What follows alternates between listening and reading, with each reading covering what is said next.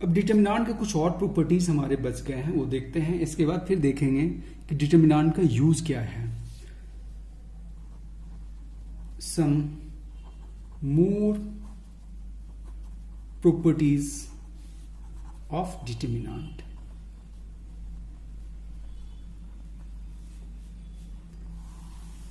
क्या है?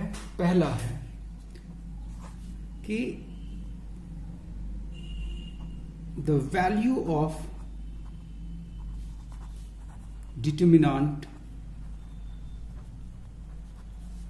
of odd order, कौन सा?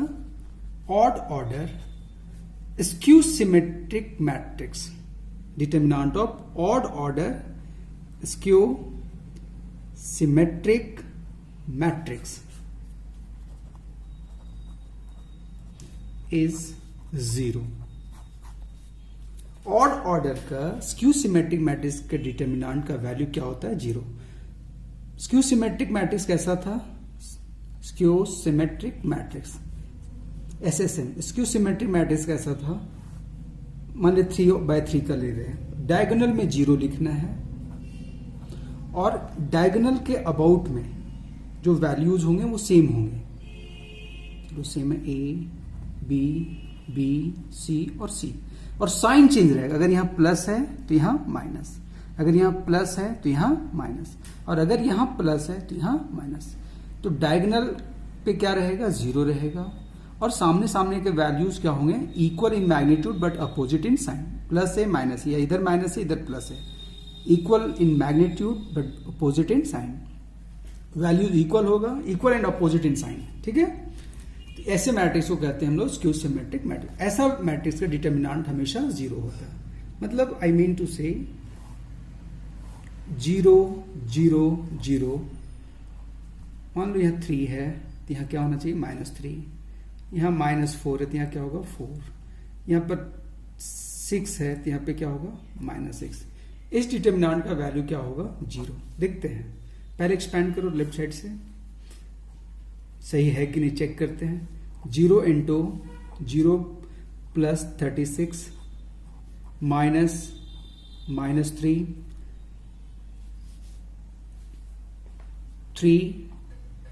0 माइनस 6 4 जो 24 प्लस 4 इंटू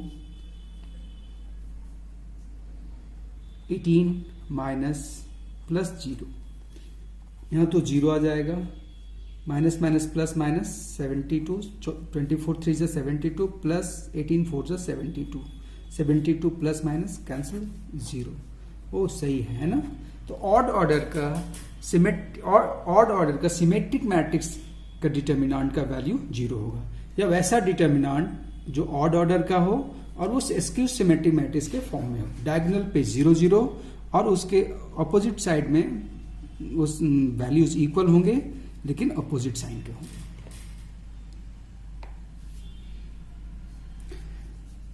इसका यूज देखते हैं। क्वेश्चन है कि if A is not equal to B is not equal to C, ये सभी इक्वल नहीं, मतलब डिफरेंट है सभी, then one value of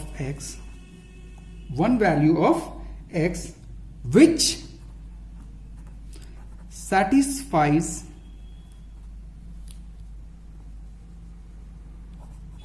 the equation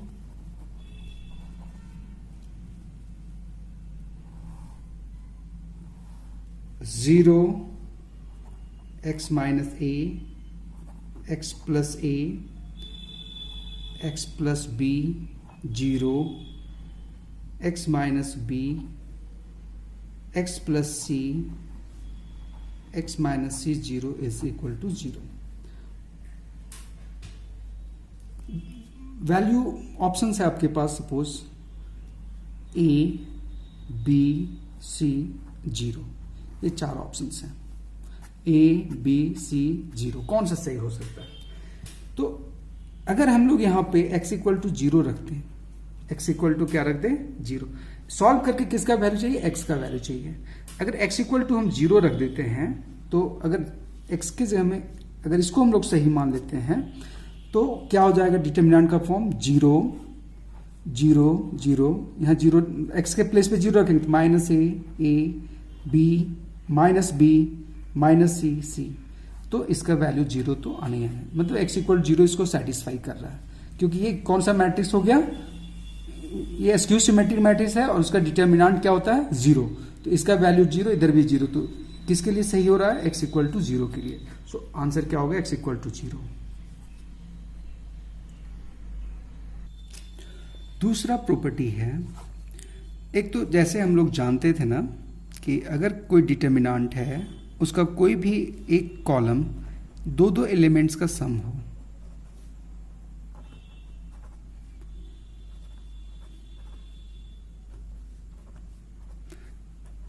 या 2 से ज्यादा एलिमेंट्स का सम हो, तो कोई भी एक कॉलम या एक रो जितने एलिमेंट्स का सम है, ये सभी कॉलम 1 का इस कॉलम के सभी एलिमेंट्स दो एलिमेंट्स का सम है, तो ये 2 डिटर्मिनेंट के सम के रूप में एक्सप्रेस हो जाता है। ये हम लोग प्रॉपर्टी जानते थे, है ना।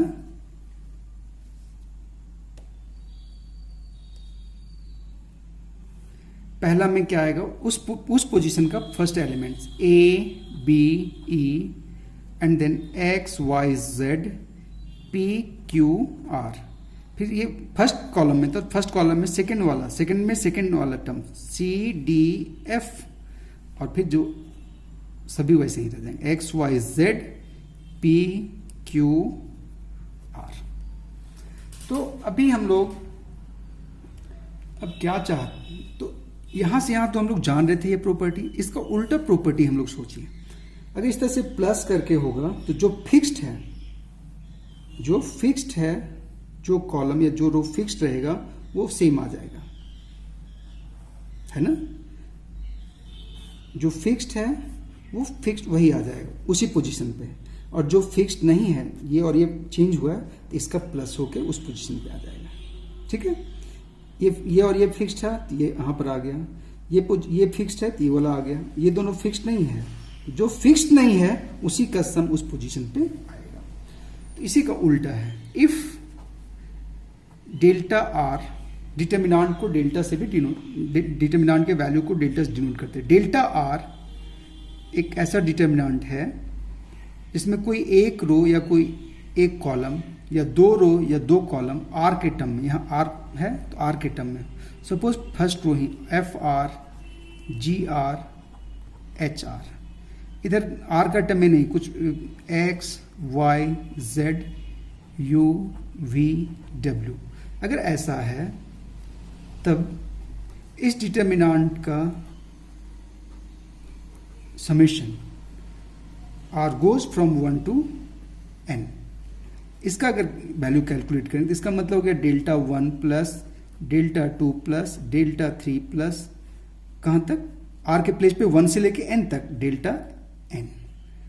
अब अगर हम लोग डेल्टा 1 निकालेंगे तो यहां पे आर के प्लेस पे 1 रखते जाएंगे, क्या हो जाएगा f1 g1 h1 x y z u v w, फिर डेल्टा 2 में आ जाएगा, डेल्टा 2 लेंगे तो आर के प्लेस पे 2 f2 g2 h2 x y z u v w, इस तरह से चलते चले जाएंगे n तक आएंगे, डेल्टा n तो n पुट करेंगे fn gn hn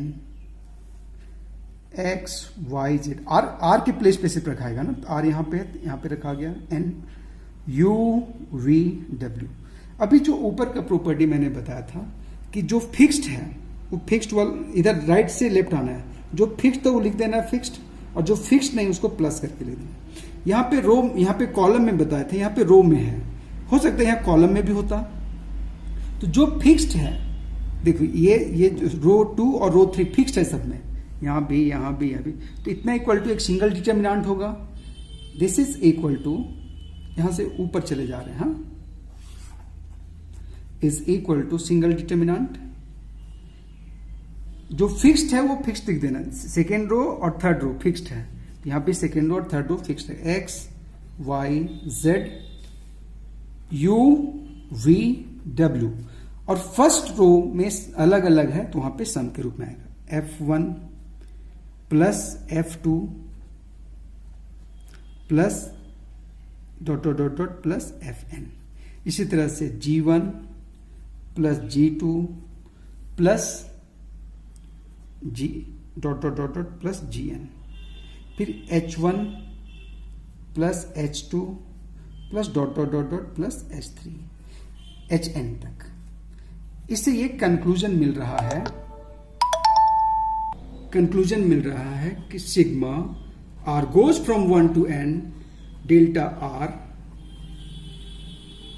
is equal to determinant of F1 plus F2 plus dot dot dot plus Fn, G1 plus G2 plus dot dot dot plus Gn, H1 plus H2 plus dot dot dot dot plus Hn। यहां पे x y z ये fix था, u v w, इससे ये पता चल रहा है, इसको हम लिख सकते हैं sigma f r goes from 1 to n, ये sigma g r goes from 1 to n, sigma h r goes from 1 to n, x y z u v w। सो इससे ये पता चल गया कि जब भी हम लोगों के पास अगर ऐसा कोई हो, delta r is equal to r यहां वेरी कर रहा है तो आर के टर्म में किसी एक रो में होगा या दो रो में भी हो सकता है, या कोई एक कॉलम में हो सकता है या दो कॉलम में हो सकते हैं आर के टर्म में।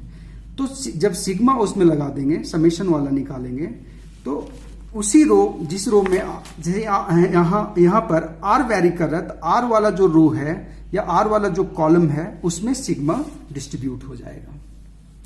सिग्मा जब भी सिग्मा डेल्टा आर निकालेंगे तो सिग्मा आर वाला रो में क्या हो जाएगा, डिस्ट्रीब्यूट हो जाएगा, या आर वाले कॉलम में डिस्ट्रीब्यूट हो जाएगा। सिंगल रो में है आर का टर्म तो सिंगल में, दो रो में है तो दोनों रो में सिग्मा आएगा, या सिंगल कॉलम में तो सिंगल कॉलम में आ जाएगा सिग्मा, या दो कॉलम में तो दोनों कॉलम में सिग्मा आ जाएगा।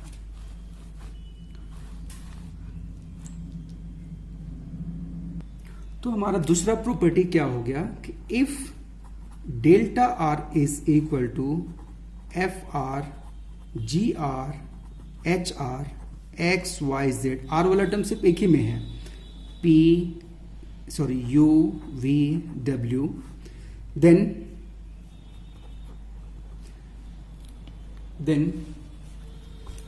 Sigma delta r goes from 1 to n is equal to, ये सिग्मा उस रो या उस कॉलम में डिस्ट्रीब्यूट हो जाएगा जिस रो में आर, यहां आर वेरी करे तो आर वाला आर का टर्म जिस रो में है, एफ आर फर्स्ट रो में है ना, जी आर सब में सिग्मा आ जाएगा। R goes from 1 to n, r goes from 1 to n, r goes from 1 to n, बाकी जिसमें आर का टर्म नहीं है वो वैसे ही रह जाएगा, यू वी डब्ल्यू। एग्जाम्पल,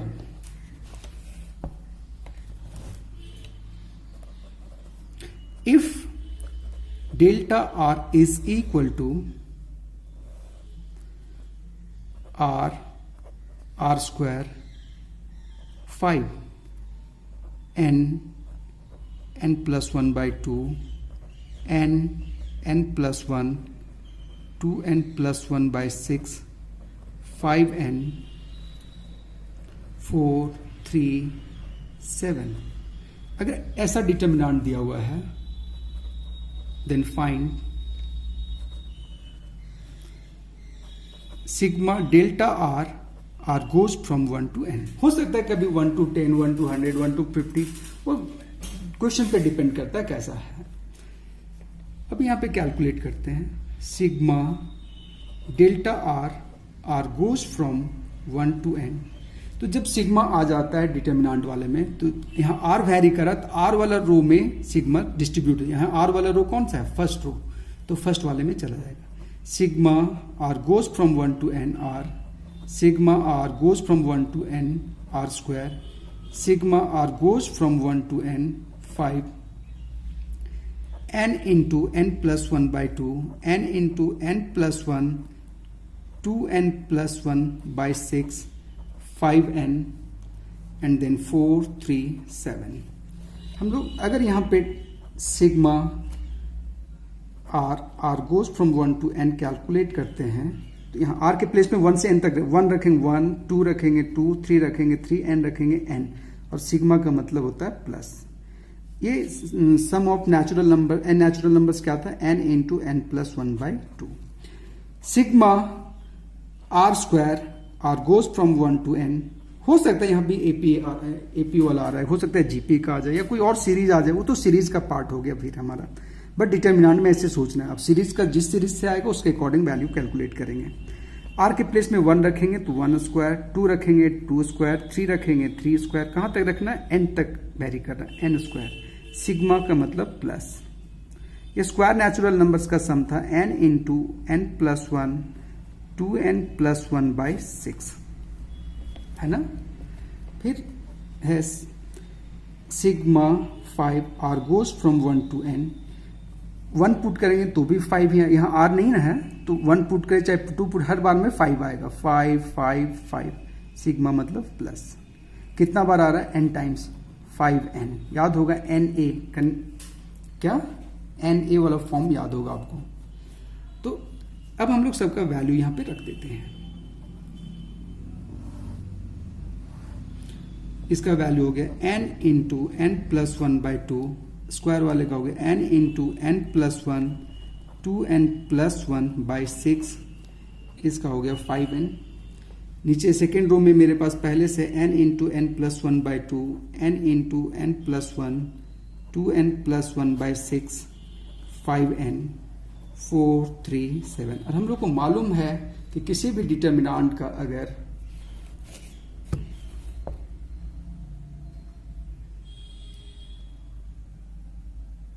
हम लोग को ये मालूम है कि किसी भी डिटर्मिनेंट का अगर 2 रो या 2 कॉलम आइडेंटिकल हो जाए तो डिटर्मिनेंट का वैल्यू क्या होता है 0। जब भी ऐसा क्वेश्चन रहता है मैक्सिमम का आंसर क्या आता है 0 आता है। थर्ड प्रॉपर्टी, जैसे भी हमने डिटर्मिनेंट वाला बताया था उसी तरह से सिग्मा वाला, उसी तरह से प्रोडक्ट वाले में भी है। If delta r is equal to f r, किसी एक रो में होगा, हाँ आर वाला टर्म, या 2 रो में हो सकता है, या एक कॉलम में या 2 कॉलम में, x Y Z you we डब्ल्यू, देन सिग्मा के प्लेस पे पाई, पाई का मतलब प्रोडक्ट होता है। जैसे वहां भी सम करते गए थे, यहां पे इनटू होता जाएगा, मल्टीप्लाई होता है 1 to n। पाई का मतलब होता है प्रोडक्ट, तो ये यहां पर ये पाई जो है सो डिस्ट्रीब्यूट हो जाएगा उस रो में या उस कॉलम में जिसमें आर का टर्म है। F r pi r goes from 1 to n, g r pi r goes from 1 to n, h r, और जिसमें नहीं है वो वैसे ही रह जाएगा। जैसे सिग्मा का था उसी तरह से ये पाई वाला भी है। Example, if delta r is equal to r r square r cube factorial n square factorial n cube 6 2n minus 1 3n square minus 2n, then find pi as r goes from 1 to n delta r।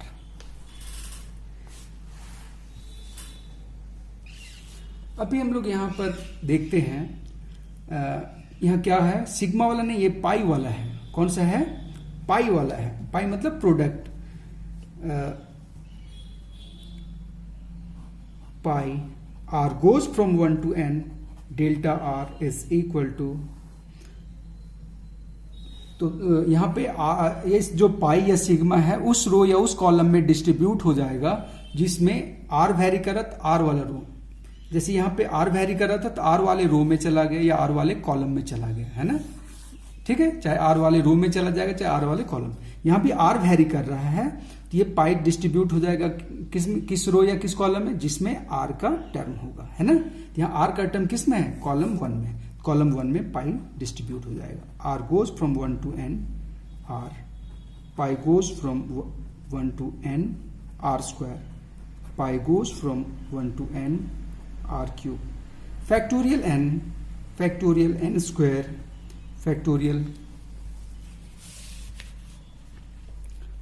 Factorial n cube, 6 2n minus 1 3n square minus 2n। अब हम लोग यहां पे calculate करते हैं कि pi r goes from 1 to n, r का value क्या होगा। तो r के प्लेस पे क्या रहेगा, 1 2 3 कहां तक, n तक, यहां पे पुट करते हैं। और पाई का मतलब प्रोडक्ट, तो 1 से लेकर n तक का प्रोडक्ट क्या हो गया, factorial n। Pi r goes from 1 to n r square, यहां पर r के प्लेस पे क्या पुट करेंगे, 1 से लेकर n तक। 1 रखेंगे 1 स्क्वायर, 2 रखेंगे 2 स्क्वायर, 3 रखेंगे 3 स्क्वायर, n रखेंगे n स्क्वायर। प्रोडक्ट, पाई का मतलब प्रोडक्ट,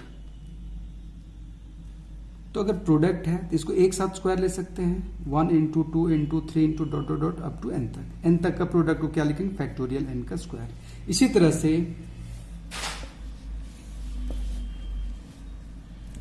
तरह से pi r goes from 1 to n r cube क्या हो जाएगा, फैक्टोरियल n का क्यूब। अब इन वैल्यूज को हम लोग वहां पे पुट कर देंगे। सो इतना का वैल्यू क्या हो गया, फैक्टोरियल n, इसका वैल्यू फैक्टोरियल n स्क्वायर, इसका वैल्यू फैक्टोरियल n का क्यूब। सेकेंड कॉलम में फैक्टोरियल n का स्क्वायर पहले से था, फैक्टोरियल n का cube, 6 2n minus 1 3n square minus 2n।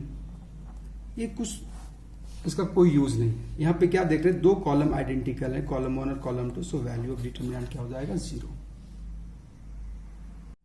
Property number 4, अगर हम दो डिटरमिनेंट का प्रोडक्ट ऑफ टू डिटरमिनेंट्स,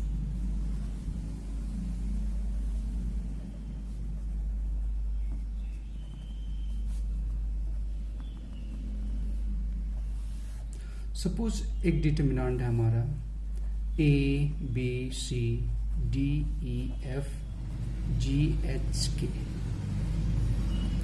को मल्टीप्लाई कर एक दूसरे डिटरमिनेंट से जो है x p q r x y z u v w। तो दो डिटरमिनेंट का प्रोडक्ट ठीक वैसे ही हम लोग कर सकते हैं जैसे मैट्रिसेस में करते थे। इधर से रो लेते थे और इधर कॉलम में चले जाते थे, है ना। या फिर इधर से, लेकिन डिटरमिनेंट में, उसमें मैट्रिक्स में क्या था, रो से जाते थे column wise, row column row column row column, है ना, ऐसा था पहले। ये ए बी सी ऐसे फर्स्ट रो फर्स्ट कॉलम में a into P plus b into Q b into X, first row first column, c into U, फिर आगे में सेकेंड कॉलम में a into Q plus b into Y plus c into V, फिर third में a into R plus b into Z plus c into W. और फिर second row से इसी तरह से d into P plus e into x, यहां row wise चलेंगे और यहां कॉलम में आ जाएंगे ऐसे, है ना। और यहां पे कैसे जाना है, रो से जाना है। a d into P plus e into X plus F into U, फिर अगले में D into Q plus E into Y plus F into V. फिर थर्ड कॉलम में यहां से रो लेना है, यहां से कॉलम, सेकेंड रो में लिख रहा, सेकेंड रो में ही करना है। D into R plus E into Z plus F into W. फिर थर्ड रो अब यूज करें तो थर्ड रो में लिखेंगे G into P plus H into X plus K into you.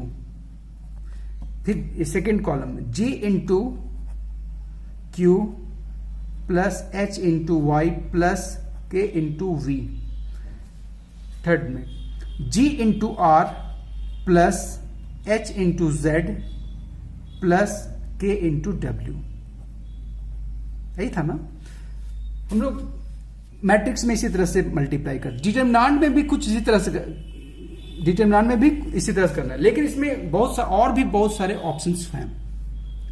इसमें रो से कॉलम में किए हैं, जरूरी नहीं रो से रो में जा सकते हैं, रो से रो में, फिर सेकेंड रो से सभी रो में, फिर थर्ड रो से सभी रो में। कोई जरूरी नहीं कि यहां से रो और यहां पे रो और कॉलम,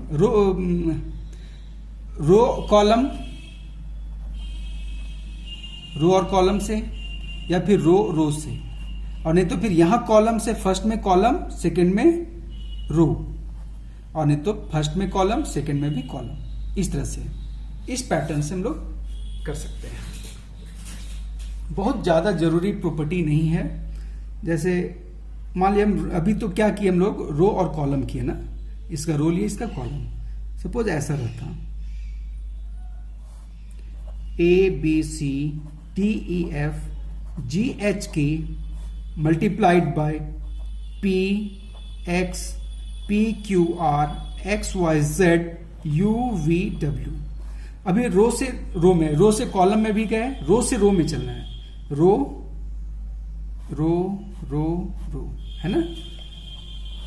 ए into P plus B into Q plus C into R, फिर A into X plus B into Y plus C into Z, फिर A into U plus B into V plus C into W. फिर से अब second row से चलेंगे। Second row ये है मेरा, D into P plus E into Q, आगे भी बढ़ते जाना है, plus F into are.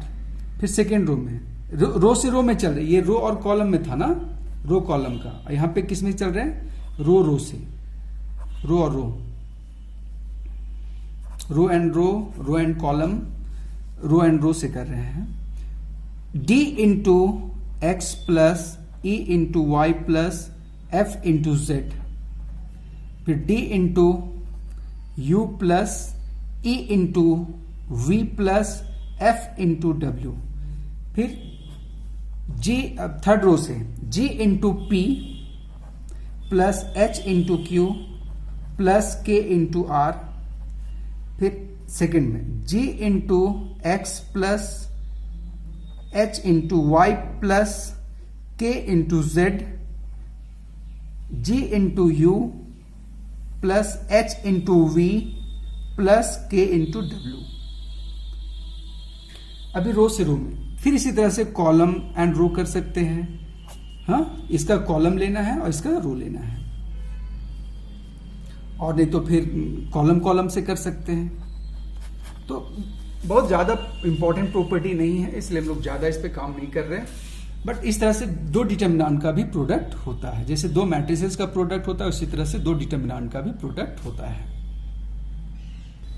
Property number 5, differentiation of determinant. Differentiation, integration सभी होता है। Differentiation of a determinant. Suppose differentiation कर रहे हैं एक्स के रिस्पेक्ट में, कुछ किसी के भी रिस्पेक्ट में हो सकता है। मेरे पास ये सभी सब फंक्शंस हैं, एफ जी एच, ये सभी एक्स के फंक्शन हैं, या कुछ कॉन्स्टेंट्स भी हो सकते हैं, P Q R you V W. इसका इस डिटर्मिनेंट का डिफरेंशिएशन कर रहे हैं। तो करना क्या है, पहले फर्स्ट रो का डिफरेंशिएशन करना है। किसका डिफरेंशिएशन करना है, पहले फर्स्ट रो का। तो डिफरेंशिएशन करने से उस पे उसके वैल्यू को f से f डैश, g का differentiation derivative g dash, h का h डैश डिनोट करते हैं। h f prime, g prime, h prime या f dash, g dash, h dash. अब यहाँ पे ये कोई फंक्शन मालूम नहीं, इसलिए इसका ये नोटेशन है। लेकिन अगर साइन x होता तो cos x लिखते, tan x होता तो sec स्क्वायर लिखते, x स्क्वायर होता तो 2x लिखते। तो अभी ये फंक्शन पता नहीं है कौन सा है, तो ये नोटेशन है कि f का डेरिवेटिव क्या होता है f डैश, g का डेरिवेटिव क्या होता है g डैश, h का डेरिवेटिव क्या होता है h डैश। और बाकी दो रो ऐसे ही रह जाएगा, p q r u v w, फिर प्लस। अभी फर्स्ट रो का डिफरेंशिएशन हुआ, अब किसका होगा, सेकेंड रो का, इसका। तो फर्स्ट रो वैसे ही रह गया, F G H, P dash, Q dash, R dash, U we W, फिर प्लस। अभी पहले किसका डिफरेंशिएशन हुआ, फर्स्ट रो का, फिर किसका हुआ, सेकेंड रो का, है ना। देखिए फर्स्ट रो का, सेकेंड रो का, अब किसका होगा, थर्ड रो का। F G H P Q R, U का डेरिवेटिव यू डैश, भी का डेरिवेटिव वी डैश, डब्ल्यू का derivative D W dash, third row का डिफरेंशिएशन। या फिर कॉलम वाइज आ सकते हैं, फर्स्ट कॉलम का पहले, फिर प्लस, सेकेंड कॉलम का प्लस, फिर थर्ड कॉलम का। ये डिफरेंशिएशन है। इसे डिटर्मिनेंट का डिफरेंशिएशन इस तरह से करते हैं। कुछ एग्जाम्पल देखते हैं हम लोग।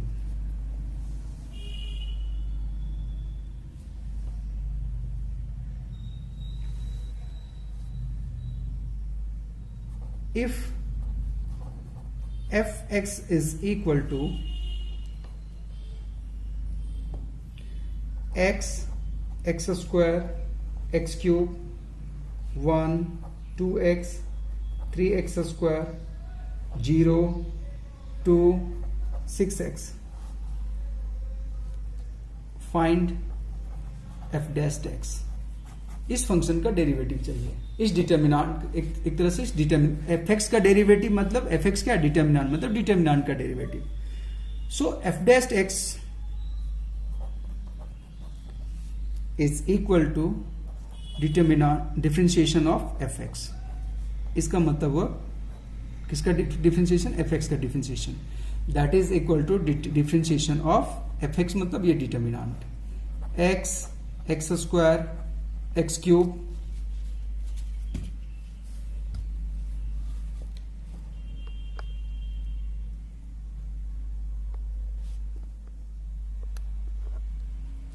एक्स क्यूब,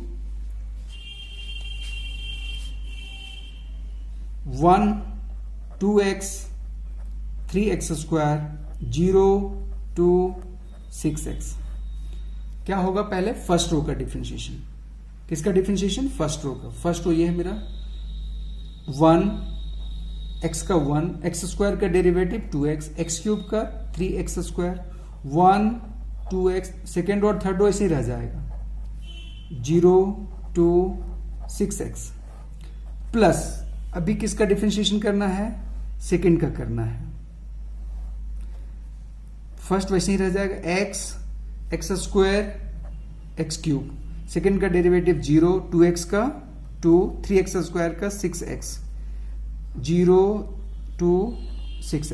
पहले अभी किसका डिफरेंशिएशन हुआ, फर्स्ट रो का, अभी किसका हुआ, सेकेंड रो का, प्लस अब किसका होगा, थर्ड रो का।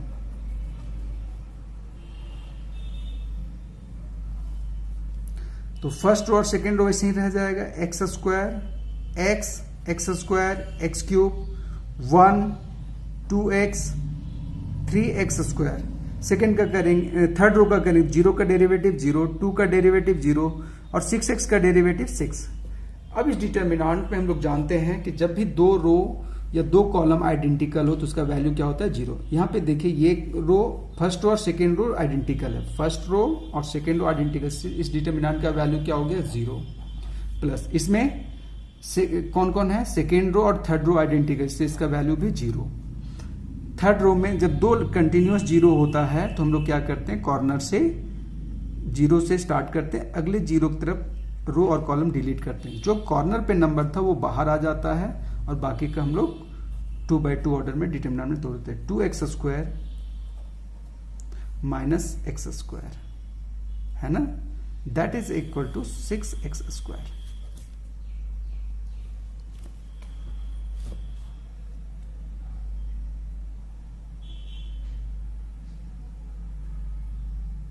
क्वेश्चन है कि if f(x) is equal to determinant x² 2x sin x tan x sin 2x cos x minus x³ 5x and find limit x tends to 0 f dash x over x।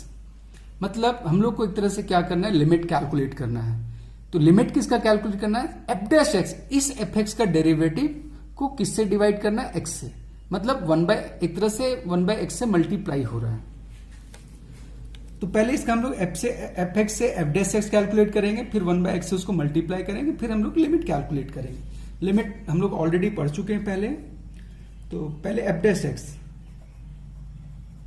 f dash x is equal to, पहले किस रो का differentiation होता है, first row का। Row wise भी चल सकते हो, कॉलम वाइज भी चल सकते हैं हम लोग, है ना। पहले मान लिया हम लोग कॉलम वाइज चलते हैं। x का क्या होगा 1, x² 2x और 2x का 2, इसको ऐसे ही छोड़ दिए या फिर रहने देते हैं। पहले हम लोग क्या करते हैं, अच्छा ठीक है ना,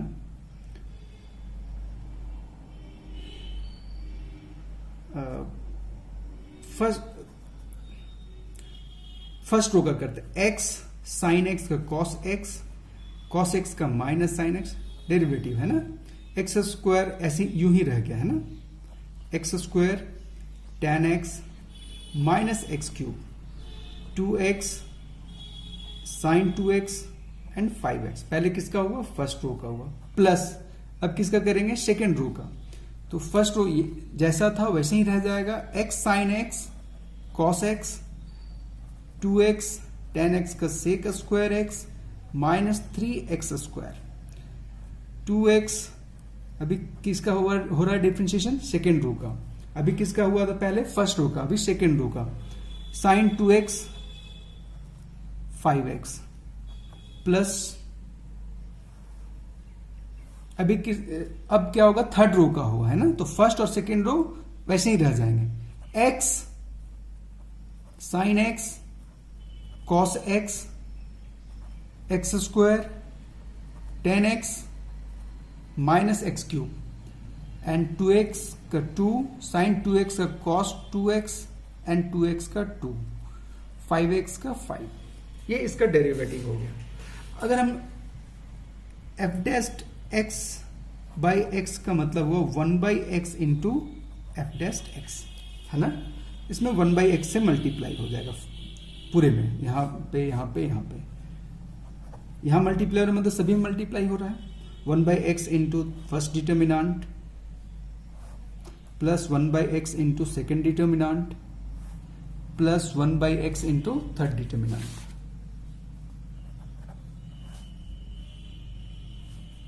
फर्स्ट डिटर्मिनेंट मेरा क्या था, 1 cos x minus sine x x² tan x minus x³ 2x sine 2x 5x x 2x 2x sine x sec² x sine 2x cos x minus 3x² 5x x sine x cos x x² tan x minus x³ 2 cos 2x 5। अब अभी हम लोग को मालूम है कि limit theta tends to 0 sine theta by theta क्या होता है 1। Limit theta tends to 0 cos tan theta by theta is equal to 1, है ना।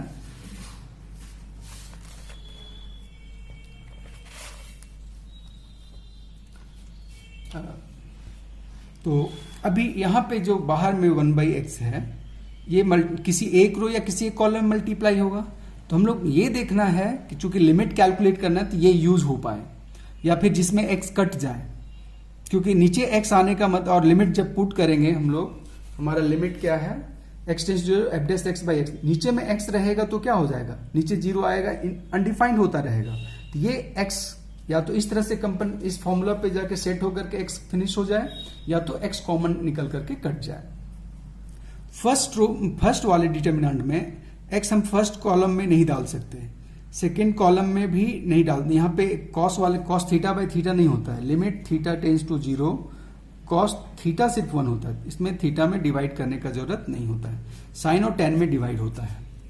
तो ये किस में जाएगा, तो हो जाएगा ये थर्ड कॉलम में आ जाए, यहाँ पे एक्स कट जाएगा, यहाँ पे cut sine theta by theta, यहाँ पे एक्स ये कॉमन निकल करके कट जाएगा, यहाँ पे एक्स किस में डिवाइड कर, इसमें डिवाइड करें तो यहाँ पे इन्फिनिटी बनने लगेगा, यहाँ पे करेंगे तो cos 2x है ना, तो इधर भी फंस जाएगा, यहाँ पे cos में तो डिवाइड नहीं चाहिए, इसमें डिवाइड नहीं चाहिए, यहाँ पे गड़बड़ हो जाएगा। तो रो वाई चलते हैं, इसमें डिवाइड करते हैं अगर, तो यहाँ पे हो जाएगा, यहाँ पे हो जाएगा, यहाँ पे फंस जाएगा, नीचे x रह जाएगा, होता नहीं है, इसमें आ जाएगा, तो इसमें डिवाइड करेंगे, है ना। चलो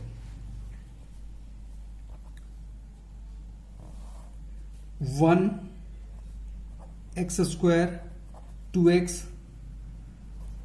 cos x tan x, क्योंकि डिटर्मिनेंट में हम कॉमन भी किसी एक ही से लेते हैं, एक रो या एक कॉलम से, तो मल्टीप्लाई भी किसी एक रो या एक कॉलम में होती है, ये इसमें मल्टीप्लाई होती है। Minus sine x by X minus X square 5x by X, तो क्या हो जाएगा 5, फिर प्लस, अभी इसमें कॉमन लेके कैंसिल हो जाएगा, 1 2 2 sine X sec square X sine 2x cos X minus 3x square 5x, then plus, ये किस में हो रहा है, सेकेंड रो में डिवाइड करना हो रहा है, तो वो तो फर्स्ट ऐसे ही रह गया, x sine x cos x x square by X, then x tan x by X minus X square, इसी में डिवाइड हो रहा है ना, इसमें मल्टीप्लाई हो रहा है, इसमें इससे कॉमन निकल कर कैंसिल हो जाएगा, ये इसमें थर्ड में 2 cos 2x 5। जब हम लोग लिमिट x टेंस टू 0 ले लेंगे, so limit x tends to 0 f dash x by x, तो अब यहां पे लिमिट x टेंस टू 0 करेंगे, मतलब x के प्लेस पे 0, और जहां पे फॉर्म में है ये फॉर्म यूज कर लेंगे, है ना। साइन थीटा बाई थीटा के फॉर्म में जहां होगा 1, टेन थीटा बाई थीटा जहां होगा 1, और कॉस थीटा तो 1 हो ही जाएगा, कॉस 0 1। जब x के जगह में 0, इसमें तो 0 पुट हो जाएगा, 1 0 0, यहाँ जब x के प्लेस पे 0 रखेंगे, कॉस 0 का वैल्यू 1, tan 0 का वैल्यू 0, साइन 0 का value 0, and sine theta by theta minus sine theta by theta क्या हो गया 1 0 5, प्लस यहां पे सेकंड में आएंगे 1 2 2 साइन 0 का 0, सेक 0 का वैल्यू 1, साइन 0 का वैल्यू 0, कॉस 0 का वैल्यू 1 0 0, प्लस यहां पे 0, साइन 0 का वैल्यू 0, कॉस 0 का value 1 0, tan theta by theta 1 0 2, cos 0 का वैल्यू 1 इंटू 2 2 5। किसी भी डिटर्मिनेंट का कोई एक रो या एक कॉलम 0 हो तो डिटर्मिनेंट का वैल्यू 0। दो कंटिन्यूअस 0 होता है तो हम लोग कॉर्नर से स्टार्ट करते हैं अगले 0 तक। यहाँ दो तरफ से ऑप्शन, इधर से भी और इधर से भी, तो हम लोग क्या करें, ऐसे करके ऐसे कैंसिल करें। कॉर्नर में कौन सा नंबर है 1, 2 इंटू 0 माइनस 2, यहां पर भी 2 कंटिन्यूस 0 है ऐसे, कॉर्नर में कौन था 1 बाहर, 0 minus 2, so that is equal to -2 is equal to -4। अब अगले वीडियो में हम लोग देखेंगे इक्वेशंस के बारे में। इक्वेशंस में डिटर्मिनेंट का यूज क्या है, कैसे है। ज्यादातर क्वेश्चंस कंपटीशंस में इक्वेशन से ही आता है। System of equations, system of linear equations, उसमें कंसिस्टेंसी पे आता है, types of solution, number of solutions पे आता है, ट्राइवियल नॉन ट्राइवियल पे आता है, क्रैमर्स रूल। तो अगले वीडियो में मैं आपको बताऊंगा सिस्टम ऑफ लीनियर इक्वेशंस का सॉल्यूशन के बारे में और कंडीशंस के बारे में। Thank you.